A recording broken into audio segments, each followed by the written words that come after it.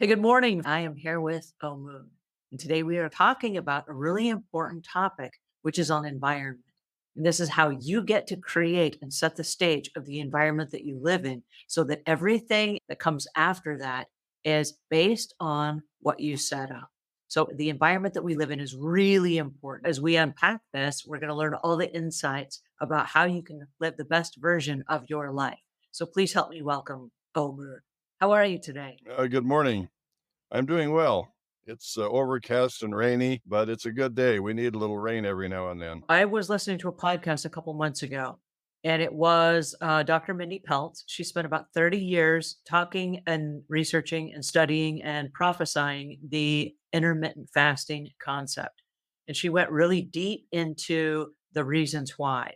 And her reasons were so compelling. And I was talking about changing your environment from within that I was like, okay, I'm going to do that. I don't know enough about nutrition to know what to give up and what to, hang on to, but she said, I'll make it simple for you.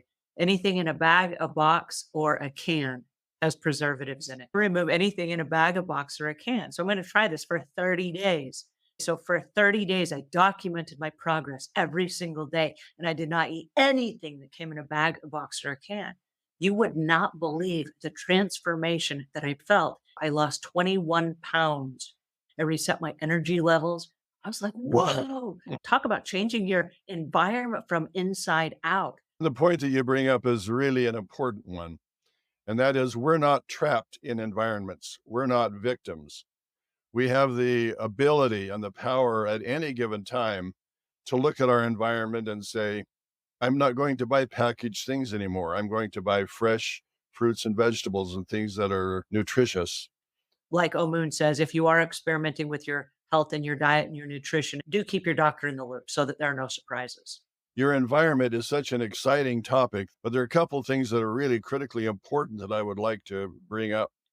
One of them is that our mind is an environment.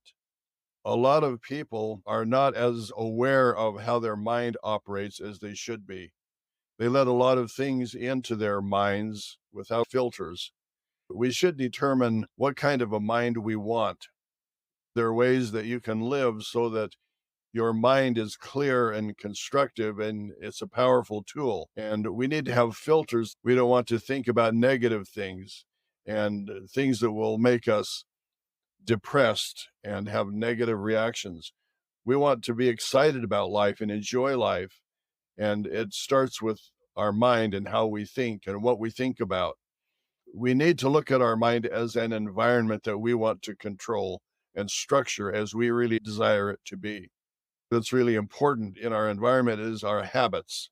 Sometimes we have habits that we're not aware of. You have certain ways of doing things that become so automatic that you don't consciously look at your habits. Do you react to things or do you proactively determine how you're going to respond? Sometimes reacting becomes just a habit. And sometimes our habits don't really support the kind of person that we want to be. There are many different kinds of environments in which we find ourselves. We need to identify the environment. If we don't specifically identify the environment that we're working with, we don't know what actual structures need to be in place in that environment to make the changes that we prefer, the changes that would bring us to our goals and objectives and maybe our purpose in life. We can be anybody we want to be. We can be the very best version of ourselves. And it all comes back to looking at each of the environments individually and saying, how can I improve this environment so that it conforms more to what I would prefer to experience or to live in? The idea is to create the life that you want to live. Be in control of your environments, make the decisions. It's not a spectator sport. You have to be a participant. You have to be on the team to really make changes.